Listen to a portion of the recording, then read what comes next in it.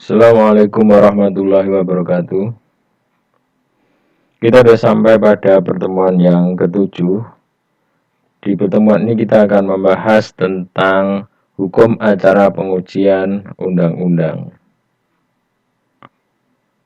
Pengujian undang-undang ini sebagai kewenangan yang pertama dari Mahkamah Konstitusi dan bagaimana tata cara pengujian undang-undang terhadap undang-undang dasar nanti kita bahas dalam dua video. Yang pertama ini tentang ruang lingkup dan istilah dan sebagainya. Untuk video yang kedua di pertemuan ke-8 nanti akan membahas tentang tata cara persidangannya. Istilah pengujian peraturan perundang-undangan ini bisa kita lihat dari aspek objek peraturan yang diuji. Kemudian juga bisa kita lihat dari aspek subjeknya atau siapa yang menguji atau yang melakukan pengujian. Kemudian dari sisi atau aspek kapan pengujian peraturan perundang-undangan itu dilakukan. Dari sisi subjek yang melakukan pengujian, yang pertama, pengujian dilakukan oleh hakim disebut dengan istilah judicial review atau pengujian yang dilakukan oleh lembaga kehakiman.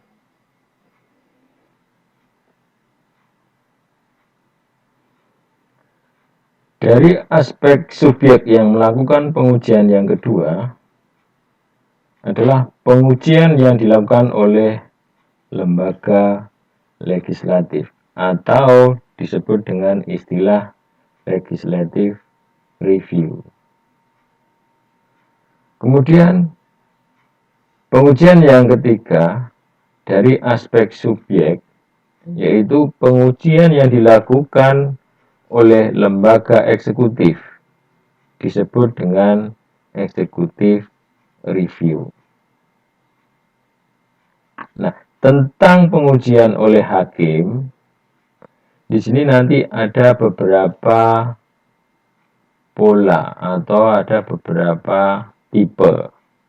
Ada yang dilakukan oleh hakim pada pengadilan atau Mahkamah Agung. Kemudian ada yang dilakukan oleh hakim pada Mahkamah Konstitusi. Kemudian pengujian oleh legislative review ini dilakukan oleh lembaga legislatif. Kalau di negara kita berarti pengujian itu dilakukan oleh DPR atau DPRD, baik provinsi, kota, ataupun kabupaten.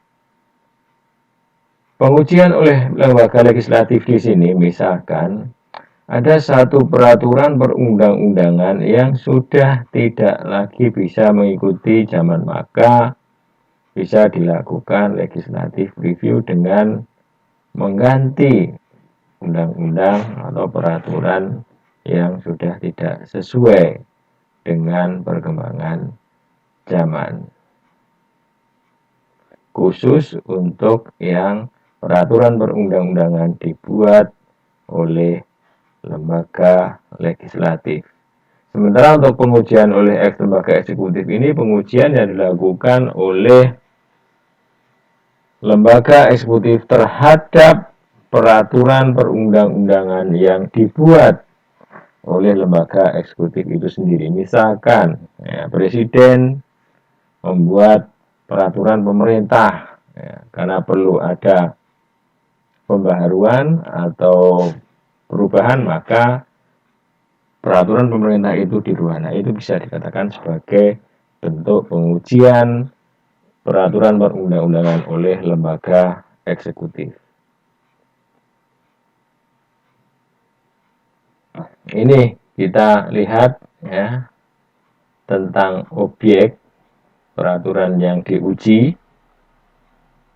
Ya, ada satu sistem di mana yang diuji itu adalah seluruh peraturan perundang-undangan. Apakah itu peraturan perundang-undangan yang dibuat oleh legislatif ataukah yang dibuat oleh eksekutif. Termasuk juga yang diuji tindakan administratif. Ya, dalam hal ini adalah dikaitkan dengan Undang-Undang Dasar atau konstitusi dan itu diuji oleh hakim di seluruh jenjang peradilan. Jadi bertingkat tidak sebagai peradilan tingkat pertama dan terakhir, tetapi berjenjang di seluruh tingkat peradilan. Nah, biasanya pengujian terhadap peraturan perundang-undangan baik oleh legislatif maupun eksekutif maupun tindakan-tindakan administratifnya itu dilakukan pengujian dengan objek yang konkret atau dalam kasus yang konkret. Nah, ini biasa digunakan oleh negara-negara yang menggunakan sistem common law. Misalkan negara Amerika, nah itu menggunakan sistem seperti ini. Kemudian ada juga yang menggunakan sistem undang-undang, pengujian undang-undang terhadap undang-undang dasar itu dilakukan oleh Mahkamah Konstitusi. Nah, sementara yang berada di bawah undang-undang itu diuji di pengadilan di Mahkamah Agung. Nah, ini biasanya tidak dalam kasus-kasus konkret dan biasa digunakan atau dilakukan di negara-negara yang menggunakan sistem hukum sivil. Misalkan Indonesia menggunakan sistem yang kedua ini diuji. Pengujian undang-undang terhadap undang-undang dasar itu dilakukan oleh Mahkamah Konstitusi dan peraturan yang berada di bawah undang-undang pengujiannya dilakukan di Mahkamah Agung.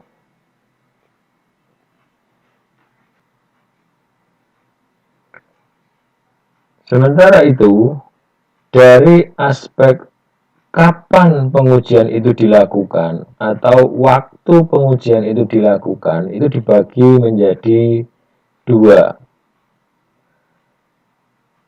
Pengujian itu dilakukan sesudah undang-undang disahkan, ini disebut dengan judicial review, dan juga ada satu bentuk lain, pengujian undang-undang itu dilakukan sebelum disahkan, atau diistilahkan dengan judicial review. Nah, untuk pengujian yang dilakukan sesudah undang-undang disahkan ini misalkan di negara kita. Nah, sementara pengujian dilakukan sebelum undang-undang disahkan, misalkan di negara Jerman. Artinya, sebelum undang-undang itu disahkan, diketok oleh legislatifnya negara Jerman, nah, siapapun ataupun pihak yang mempunyai legal standing untuk mengajukan dapat mengajukan pengujian undang-undang tersebut terhadap undang-undang dasar. Ketika sudah disahkan, nah berarti sudah tidak bisa melakukan pengujian terhadap undang-undang itu untuk yang di dalam pengujian undang-undang itu dilakukan sebelum undang-undang disahkan. Kemudian tentang ruang lingkup pengertian undang-undang yang diuji. Atau undang-undang yang diuji itu sebenarnya undang-undang yang seperti apa? Pada awal munculnya atau dibentuknya Mahkamah Konstitusi di Indonesia, undang-undang yang bisa diuji itu adalah undang-undang yang dikeluarkan setelah undang-undang Mahkamah Konstitusi. Artinya Mahkamah Konstitusi dibentuk tahun 2003 ya. Sebelum pembentukan Undang-Undang Mahkamah Konstitusi berarti undang-undang itu tidak bisa diajukan pengujian undang-undang terhadap undang-undang dasar itu pada awalnya, tetapi di dalam perkembangannya ya, tidak dibatasi undang-undang yang akan diuji ya. Asalkan undang-undang itu merasa ada hak konstitusional atau kewenangan konstitusional yang dilanggar atau bertentangan dengan undang-undang dasar, maka bisa diajukan pengujian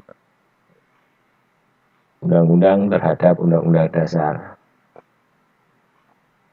Nah, untuk jenis peraturan perundang-undangan yang bisa diajukan pengujian adalah undang-undang, termasuk di dalamnya adalah peraturan pemerintah pengganti undang-undang atau perpu, karena antara undang-undang dan perpu itu mempunyai kedudukan yang sama atau sejajar.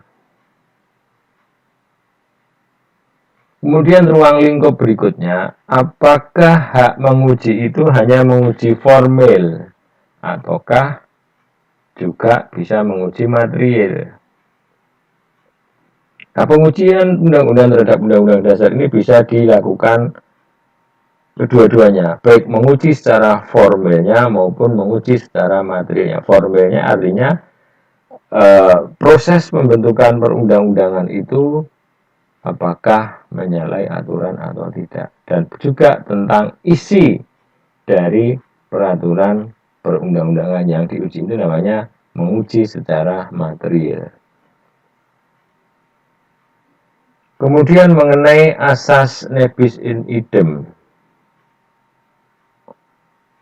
apabila materi muatan ayat, pasal, dan atau bagian undang-undang yang telah diuji maka tidak dapat dimohonkan kembali atau bisa dikatakan nebis in idem. Bukan merupakan nebis in idem apabila misalkan materi muatannya sama tetapi syarat-syarat konstitusionalitas yang menjadi alasan permohonan berbeda, itu bukan dikatakan nebis in idem. Demikian tentang istilah dan ruang lingkup pengertian pengujian undang-undang. Terima kasih. Wassalamualaikum warahmatullahi wabarakatuh.